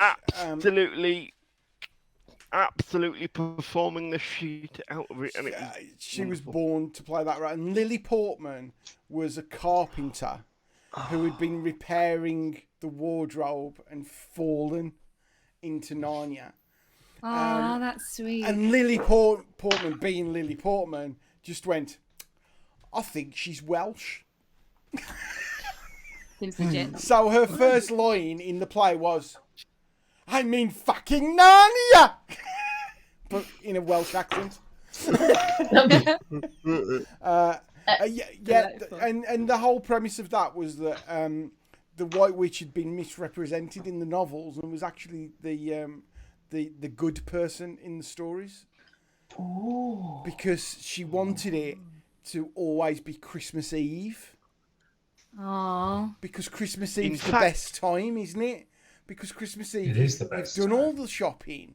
You're sitting down. You're relaxed. Yeah. You've done all the shopping. Yeah. You're still waiting on those last Amazon parcels. I'm still like fucking TikTok. Whereas Christmas Day is just socks. And then pigs in blankets. And then of course potatoes? That's just me after dinner. Pig in a blanket.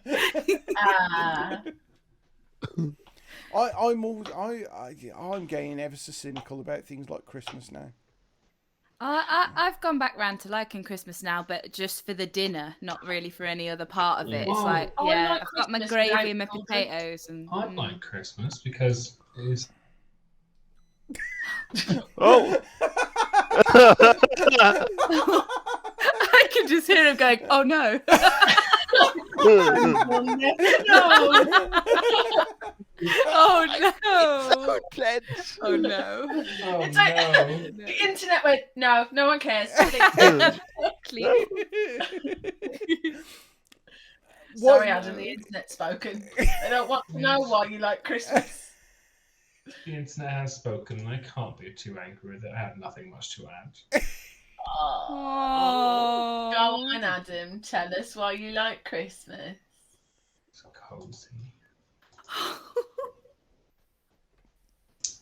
The whole world is like, we're gonna make it cozy. You're like, yeah, I'm gonna make it cozy, and then you make it cozy, and then it's Christmas. This is gonna be shit. It's gonna be the first time in ages that I'll be working in the private sector, so I won't have that barren wasteland. Just book it off. I'm gonna fucking book it. I'm gonna book off. I'm gonna book the shit off it. You've earned a You've just referred to it as the barren wasteland. Roll in all of that. Yeah. Boxing Day to New Year's Day, time has no meaning. You can eat a selection but barren wasteland makes it sound like a bad thing. It's like like a really chocolate. Like Baron Wasteland sounds like he's a very, very cool person. He sounds like a steampunk villain. My name is got a monocle, but it's shaped like a cog. Like in Mad Max. Or is I like you just emerge from your bedroom at like 2:00 in the afternoon going, is it a Tuesday? Who knows? Let's have a galaxy. Yeah, we can't even tell by the bins because they're all different. I'll have some chocolate and work it out in a bit. I'll dunk this Yorkie bar in my brandy, and that's how I'm gonna have breakfast. I know it's Christmas because I'm putting cream in my coffee. Like double cream. I've had a Baileys and Jameson's for breakfast. Yeah. And I might have some cheese later. Bearing in mind, I have a really high intolerance to dairy. I don't make plans between... just stay in just for the love of cheese. Unavailable. For the love of Jesus, don't ask me to go out. For the love of cheese. On Christmas, I was actually really disappointed on Saturday night. Paul McCartney said he didn't at least end with Wonderful Christmas Time. Because it's Because July nearly. But can you like how glorious would that have been? Like 200,000 stoned strangers in a field in June singing Wonderful Christmas Time. I bet he didn't do the frog chorus either, did he? No, he didn't. I mean, let me get it right. I hate that song. I really do. But Yeah. if you were playing Glastonbury, that's a guaranteed. Which song do you not like? The frog The frog chorus. chorus. Oh, I thought you were going to say Wonderful Christmas Time. And Dave, we were going to have words. That is a banging Christmas tune. Favourite Christmas tune? It's not my favourite. No, what is your favourite? Step Into Christmas, Elton John. Oh. Step into Christmas, step into Christmas, step into Christmas, and step into Christmas, step into Christmas. It's just like a door frame. Step into Christmas, or stay outside. Where it is June. The lag making that like a weird, like slightly syncopated stereo thing in my ears. Like a weird Baffling. singing in the round. Yeah, it was like it was happening all around me. Singing in the round. Oh no, stop it. I mean, we are pretty much literally as far away from Christmas as we can be, aren't we? Yeah, we're 2 days off max Christmas difference. It's just been summer. Oh, hang on. No, because you can't go back to Christmas. Surely Boxing Day is the furthest you can be from Christmas. Yeah, but Yes. yeah, technically you're right, but no one likes a smart arse, Adam. No. Well, That's Boxing the Day is still technically Christmas, though, isn't it? It's one of the 12 days. Yeah. Well, according to you, you Steph, get on well with my dad, you would, Steph. My dad's one of those people who like 12 days of Christmas. We celebrate them all. I don't Yeah, know. keep going till December is 50 Christmas for me. I don't And care. then you've got to take take your operations, take your not dressing down. What the fuck? I'm gonna stop talking now. My brain's just gone. My brain's gone into YouTube. Let my mouth coast. I like doing the same thing every Christmas Eve, which is a sit with the Baileys. Oh, I see. And stop it, Adam. I sit with the Baileys and watch White Christmas and imagine a life where I'm married to Danny Kaye. Oh, that's controversial. Snow will be long before I brush your teeth with snow. You know, that's not my favourite song of the whole thing. My favourite song is Best Things Happen While You're Dancing. And I love that one as well. I just love it. I don't know whether I'm overcompensating for something, but that song is just brilliant. I love it. The harmonies in the background. And it's like, oh, God. You've never watched it, let me guess, Dave. What a shocker. Dave. But I have watched Human Centipede 3 twice. Oh, well, there you go. What? Okay, what? I know. Does every person have a little Christmas hat on to make it festive? Yeah, so like a string of fairy lights going down the. That's what goes through them. Festive Centipede. What? Oh, like, Tom Six missed a trick with that. Festive Centipede. What iconic Christmas medium or thing do you not like? Pretty much all of it. Dave, you absolute Scrooge. I think that for me, we've Queen's Speech. Not here for it. Don't give a shit how your year's been, actually, Liz. Don't think I've ever watched it. We used to have to, when my nan was alive, we used to have to put it on because she wanted to watch it. Like, I don't think she really cared about the royal family that much, but I think it was the tradition of it. What I really wish had happened this year is she just pan on and she go. She'd be like, crack and open take a big sip of whiskey. Yeah. Crack open the canister and go, it's been a rough one, lads. It's been a rough one. She mixes it with some Bucky, just like. Have you seen the stories that have come out the last 2 days? Oh, I dread to think. So Prince Charles has been accused. Charles has been of taking bags full of cash. Well, have you seen the size of his hands? I'm not surprised he can carry a lot. From I believe, the Qatari royal family, in some sort of dodgy deal, which apparently went to charity, but whatever. And then the Queen, it's come out today that there's this secret thing where... Impact the Queen. Oh, he's back. She has like a veto. Yeah, you're back. You're back, but I don't know if the stream's back. The stream is back as well. Okay, the weird thing is... Broken Window is following us. Yes, Broken Window. While the stream was down... While the stream was down, we got a new follower. Well, that says a lot about our content, doesn't it? Thank God they're gone. Follow. Make sure they never come back. The Queen is watching. Yes. Oh, I've got it back. The Queen apparently has a preview of any laws that affect her, and she's basically gone, "Oh no, we won't have that one that kind of takes away some of my money." Yeah, and that's come out in the last 2 days. I like the fact. Sorry, Mike, go on. When you say preview, is Tom Hanks in every one of them? Yeah. Okay, that's cool. He plays the Queen. It's a very convincing role. No, off with his head. Yeah. That's mine. We're doing it my way. And just walk out. So, Broken Windows just said she can keep her title or her head. Oh, so that's a lyric from the song that our band does, that Chris wrote, that's called Fuck Off to Your Castle. Fuck off to your castle.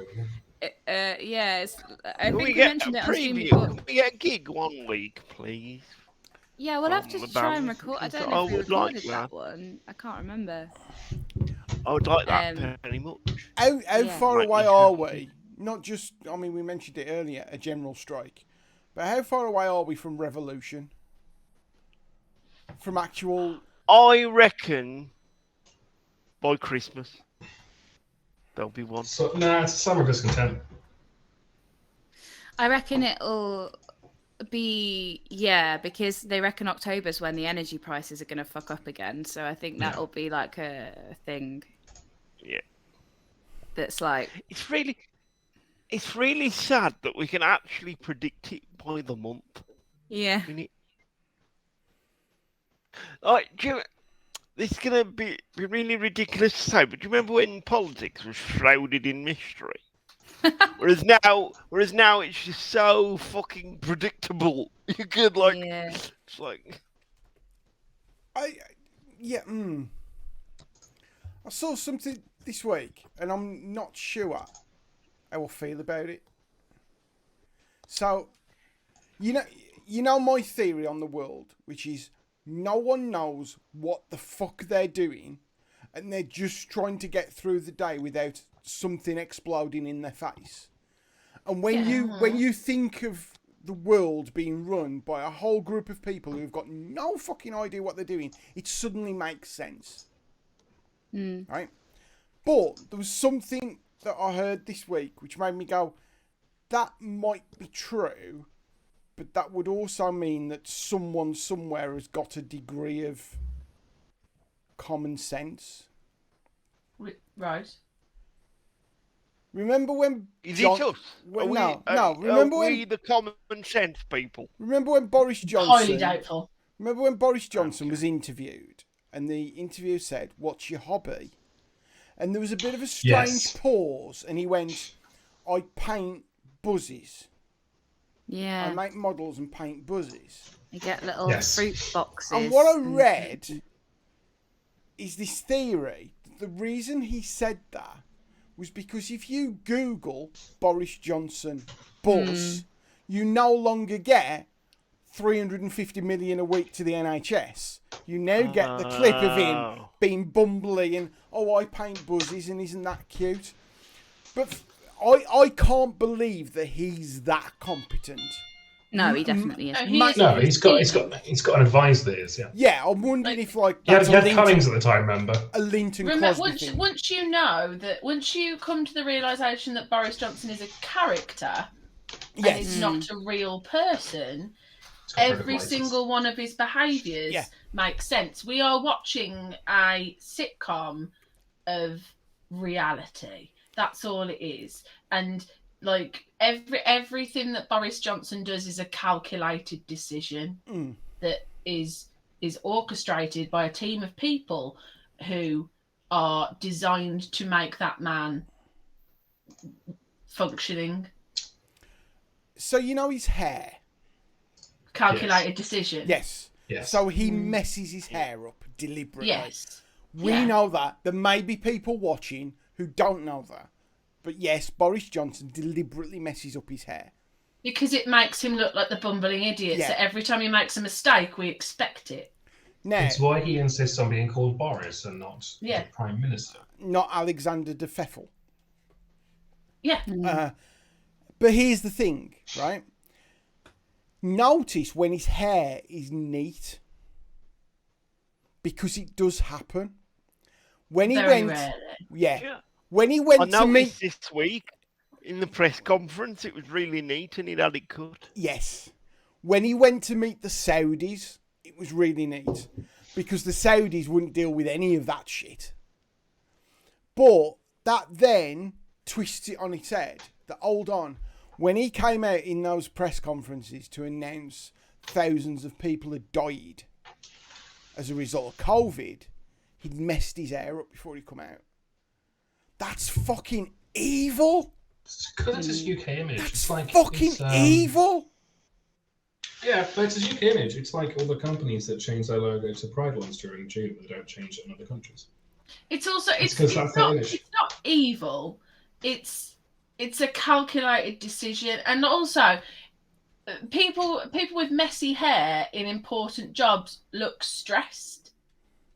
Like, so you need to remember that. Looks like he's doing lots of work. He looks like, oh my god, I'm so busy. I physically don't have time to preen.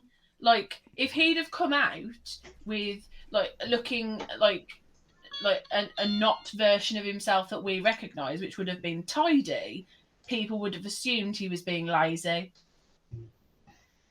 Which, you know, he dragged his feet on a lot of things, and we could sit here all night and discuss that. But like, he has to maintain an image, because now the second he looks tidy is the second we assume he can be sensible, and then he loses all of his previous work of, if I look like an idiot, people will treat me like an idiot, so I can get away with everything. He's the only man who's ever messed up in every single job he's ever had and still managed to gain a promotion.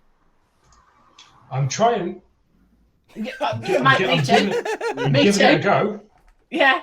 Like, me too. I do it every day. It's that thing as well of like that type of like very privileged, like rich white guy has been brought up to believe that like you're the main character. Yeah. Everyone else is NPCs. They don't matter. You could kill them in the street and it wouldn't matter. Like, you're the main character. You're the one who exists. Like, it's Planet Boris that he's on. And he doesn't see it like everything around him just like, That's why he's like, oh yeah, can you build me a fucking tree house for my son that's going to cost £150,000 in Chequers, which isn't even his house. It's the house for the Prime Minister. But to him, he's the Prime Minister now, and existing in this moment is, I'm the Prime Minister and I'm going to just keep being the Prime Minister because that's who I am. And he can't see anything else because he's the main character. This game will keep playing because that's me. Like, that's the problem with all of it. So and it's like bringing them up to be like these fucking debate societies that mean that everything's a debate to be won, and it doesn't matter what you actually believe as long as you can argue it like in a way that baffles your opponent the most.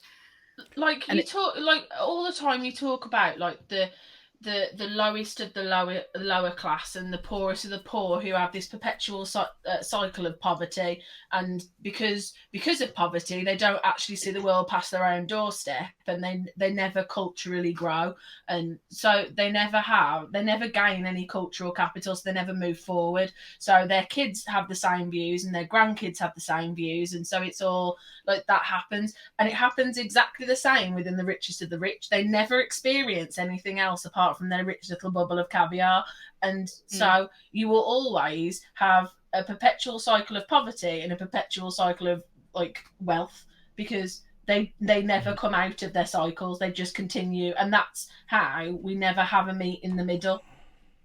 The question I've got for you though is, what's the best liquid? Gravy. Next question. It's not gravy. It's not gravy. I also wonder if a door opens at Checkers, does it turn into giraffes? I made that up. That's new. There was no. I'm really proud. Like that was. Oh, I'm actually gonna cry. We got way too serious, and I'm really glad that you two bought it back. I've just checked, and you can buy guillotines on Amazon, but they're the paper ones. Favorite liquid? Lucozade. I mean, gravy's a good shout. You've got to have a wet element. You've got to have a wet element. You need a wet element. Look, people, you can shake your heads at me all you want, but you need a wet element. Okay. Or yeah, but gravy. Hang on. Does ambrosia custard, although other custards are available? I was just going to say custard. Custard counts as a liquid. It's a non-Newtonian liquid, but it's a liquid in the cell. Okay, that's cool. Custard. So you can technically run across custard. Custard. I love custard. I've had custard in ages. I used to just buy the ready-made instant custard and just have that as a pudding on its own. Sometimes I only like bowl of custard. That's Say that again, Steph. I'm not going to argue with them. Say that again, Steph. I only like cold tinned custard. I will not have it warm. That's weird. You're a freak. Yeah, I like custard in all its forms. Yeah, I like custard in all its liquid. forms. Grow up, Steph. My wife. See how no one joined in with that? It's because you're disgusting because you don't like Turkish delight. But it tastes like someone put chocolate. It tastes like someone put chocolate around shampoo. Don't have the chocolate one. Don't have a chocolate one. Have the chocolate one. The rest of it tastes like shampoo. It is very floral. Fries, chocolate. Fries. Yorkshire pudding. Fuck me, your brain's gone. Turkish delight. Fries, Turkish delight. It's terrible. It's terrible. My wife doesn't understand the concept of the bird's trifle. What doesn't she understand about it? So, for those that don't know, the bird's trifle is, of course, the jelly with the bread inside at the bottom. Then you've got the cold custard centre. And then you've got that really nice white creamy stuff that you put the sprinkles on. My wife is very much, why would you have custard cold? Because that's how it should be. But I'm very much the bird's And if you have warm custard in a trifle, your jelly will melt. Come on. Does she not like a custard donut then, Dave? You know what? I don't think she does, actually. I think she always goes... You know what, Hannah?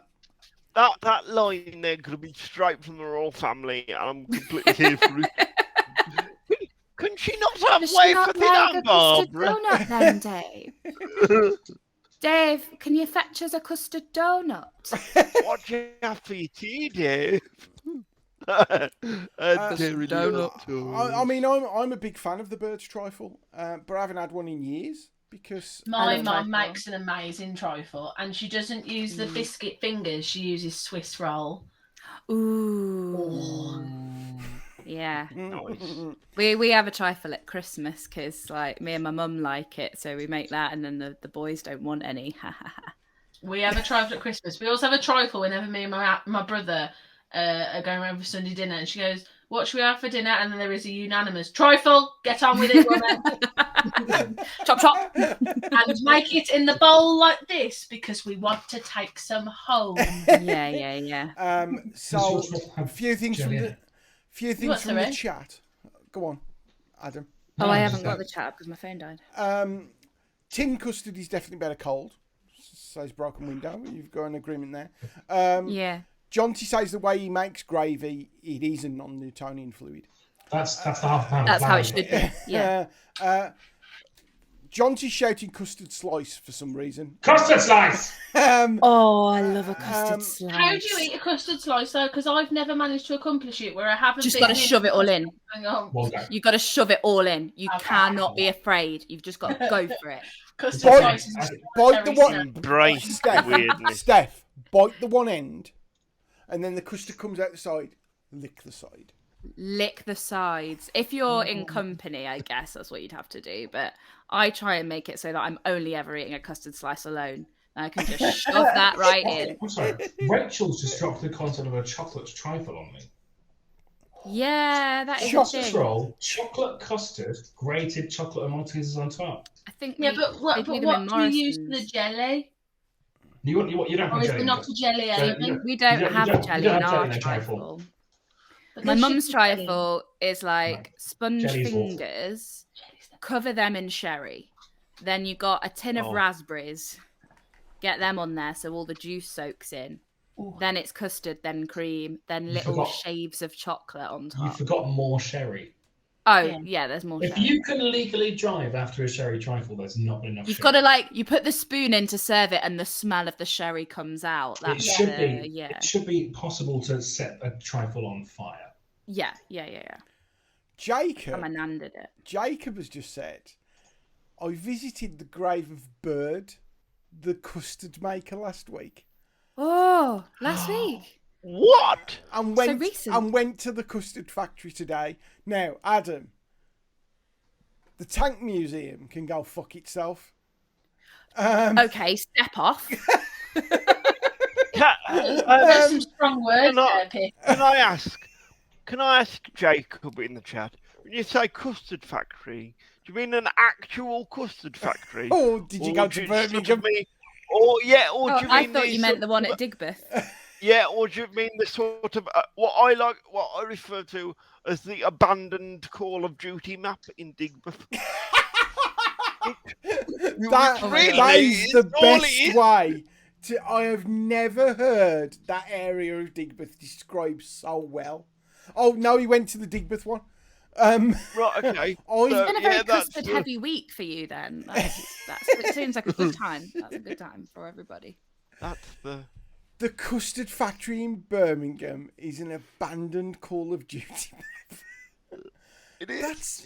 You're right. You're absolutely right. I wish that you could go to the custard factory like how you can go to like Cadbury World and get little samples of custard as you go round. Have you been round Cadbury World?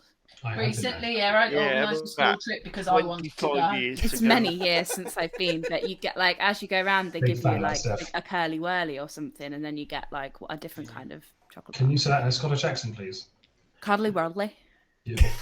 We went on a school trip to Cadbury World recently, and obviously as lead teacher, I was also in charge of the chocolate, which was a phenomenal day. Oh my god! Did you go in the bit with like the liquidy and you get it in a little cup? Oh my god! I had children who were not allowed sugar, like licking the inside of a cup, going, "Miss, this isn't going to end well." And I was like, honestly, by the time that kicks in, you'll be in another staff member's car. I don't care. Eat as much as you want. That's chaos. But what was brilliant was as we queued up to go in, and the very lovely lady went, I can give the children their chocolate now, or I can give it all to you. And I looked at her and she went, I think that's a sensible decision as well, and scooped all of the chocolate into the bag. And then she went, have you been informed about the 4D cinema? And I was like, no. She went, oh, I'm really sorry, it's closed off today. So as a sorry, we'll give you some extra chocolate.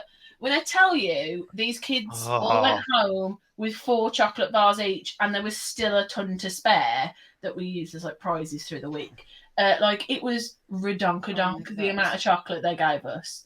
I told you that my old mate from primary school, his dad worked at Cadbury's, and every birthday he'd would you like a box of chocolate? Because you could get it for free. And it's just oh man, no. I want that.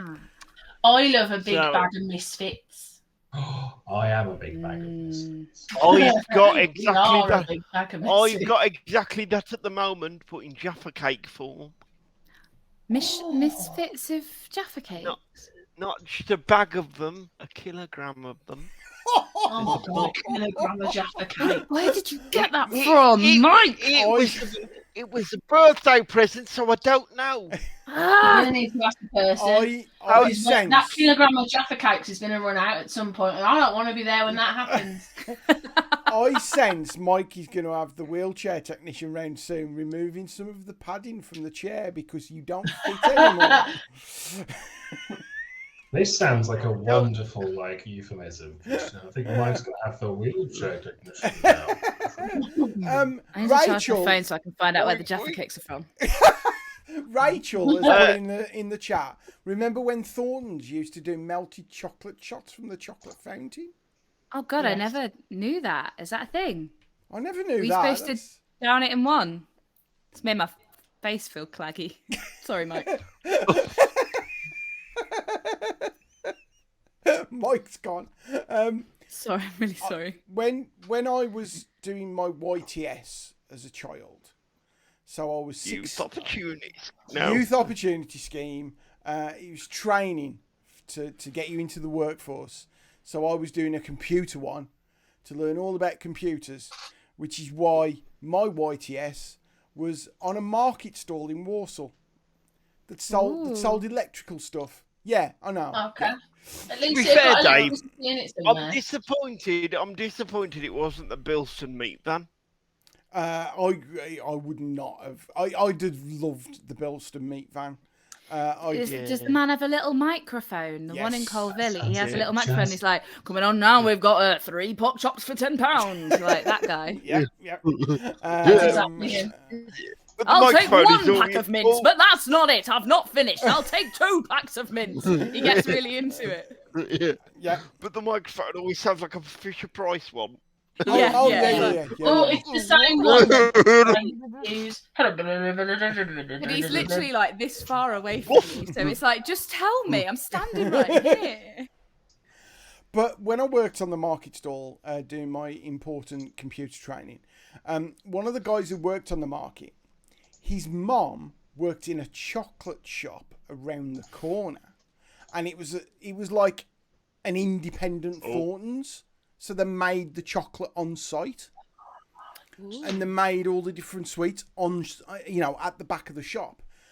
And there was always, essentially broken ones because things hadn't set properly. But it was like broken biscuits, but they didn't sell them because they were like, no, it's not good for the business. However, you can give your son as many as he wants.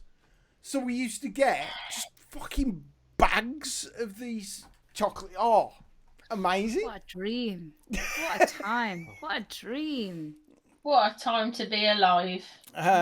Madness. And on that note, it's 9:30, Dave. Yes. It's time. We've got to go to bed. 25 to 10. Before we do, we haven't got a full answer to this. So come on, folks, quickly. Favourite liquid? It's not its best Custard. liquid. Best liquid? Custard or gravy? Oh, yeah. Put them in One is very much the savoury version of the other. That's it. I put them in the same category. It's the Vimto. wet element of the Vimto. I hadn't thought about Did you say Vimto. Vimto? Yeah. Oh, I love Vimto. Yeah, I think it might be that. But that's fizzy Vimto, not the squashy variant. Oh, no, you can't do this. Again, Mike, grow up. The squash is fine.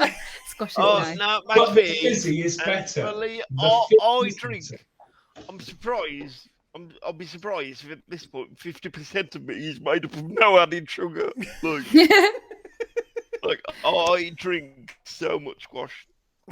Every time I go down to Falmouth in Cornwall, we always go to the same chip shop, Harbour Lights, best chip shop.